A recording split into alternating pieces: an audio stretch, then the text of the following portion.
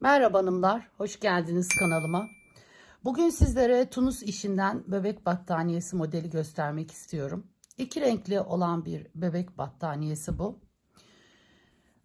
Çok güzel duruyor. Sadece bebek battaniyesi olarak değil, hırkalarda, yeleklerde, kazaklarda, hatta koltuk örtülerinde bile çok şık duruyor. Herhangi bir bebek ipi markası olabilir, hiç fark etmez. Koton iplerle de güzel durur. 3 numara ben tığ şişlerden kullandım böyle. Örmesi çok kolay. Çabuk da biten bir model. Şimdi tabii ben normal tığla yapacağım, göstereceğim yapacağım işi. Modele başlamadan önce videolarımı seyredip abone olursanız memnun olurum. E, yorum ve beğeni yaparsanız sevinirim. Yorumlarda istediğiniz herhangi bir şey olursa yazabilirsiniz. Elimden geldiğince dönmeye çalışıyorum. Hemen başlayalım. Bunun için önce zincir çekiyoruz. Biraz zincirlerimizi gevşek çekiyoruz.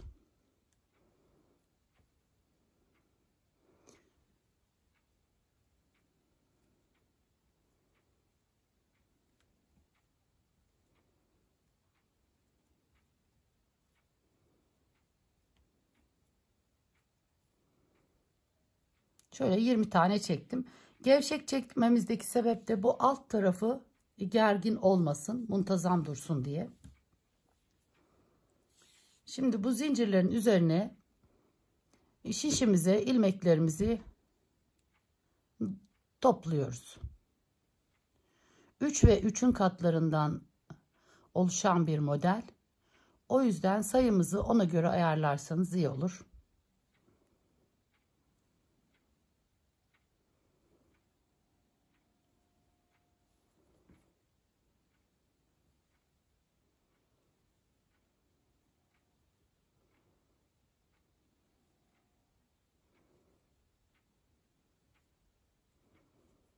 Sayalım: 2, 4, 6, 8, 10, 12, 14, 15. İkişer tane de yanlara bırakalım. Muntazam gitsin kenarlarımızda.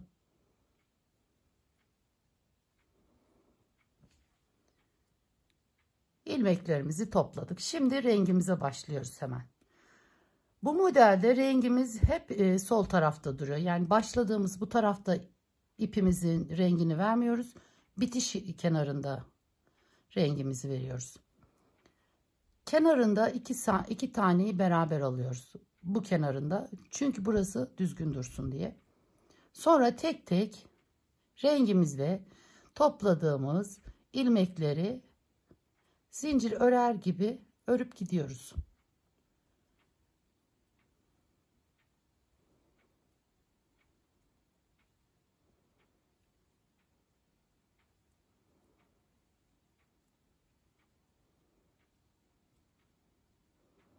Baştakini yine aynı şekilde çektik. Bir tane yanındakini örüyoruz. Düzgün dursun diye. İsterseniz direkt de yapabilirsiniz modeli. Şimdi burada 1, 2, 3 tane bakın gösteriyorum. 1, 2, 3. Bu 3 ilmeğin içinden tığımızı geçiriyoruz. Üçünü bir alıyoruz. Bir tane çekiyoruz. Sonra bir tane doluyoruz. Tekrar aynı yerden bir tane daha.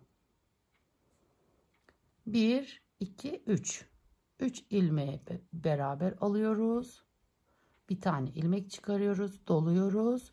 Tekrar aynı yerden bir tane daha.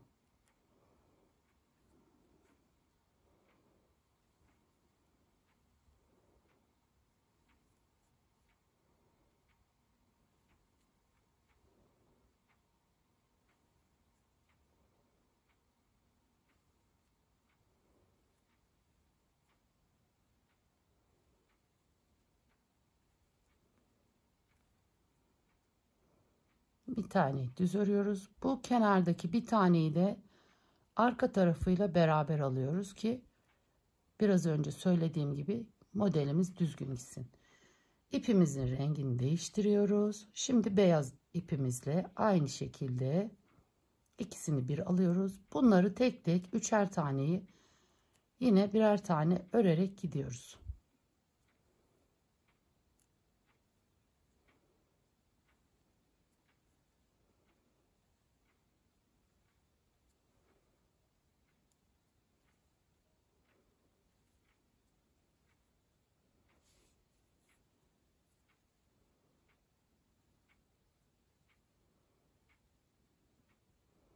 Yine tekrar bu sırayı hiçbir şey yapmadan bu ilmeklerimizi tek tek topluyoruz.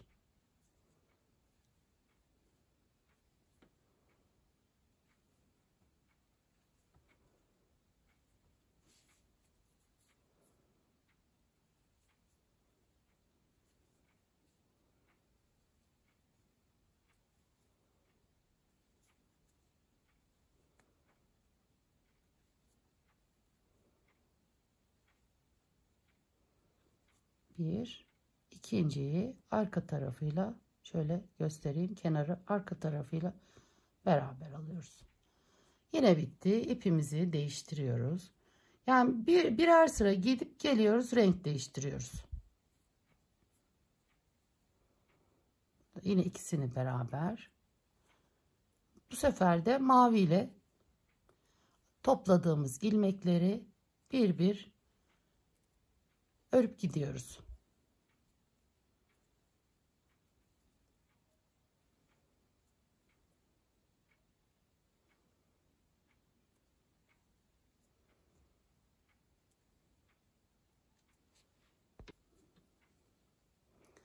Baştakini aynı sabit, yanındakini bir tane örüyoruz.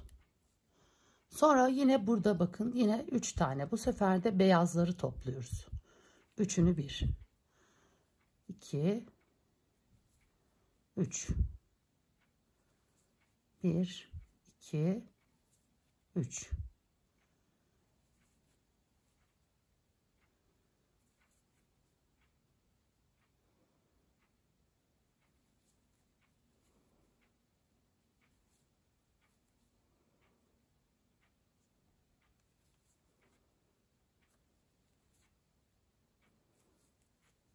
Bir tane örüyoruz. Yanındakini arka tarafıyla beraber alıyoruz. Rengimizi yine değiştiriyoruz. Şimdi beyazla altta yaptığımız gibi toplayıp gidiyoruz. Pardon, tek tek örerek gidiyoruz.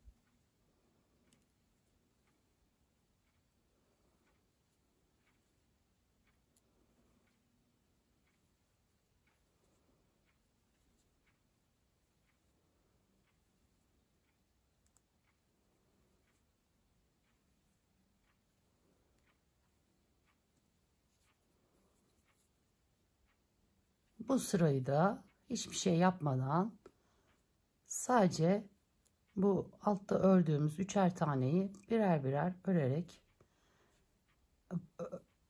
tığımıza takıyoruz.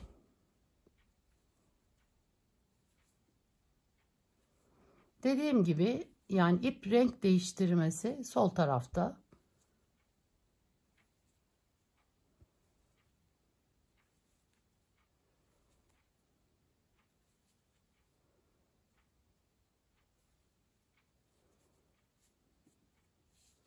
Şöyle de göstereyim.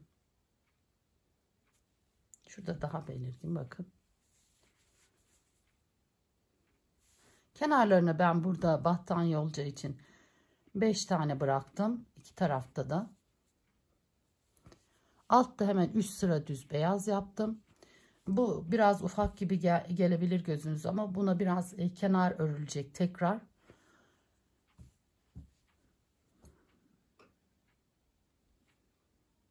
Modelimiz böyle. Yapacak olanlara şimdiden kolay gelsin. İzlediğiniz için teşekkürler. Sağlıkla kalın.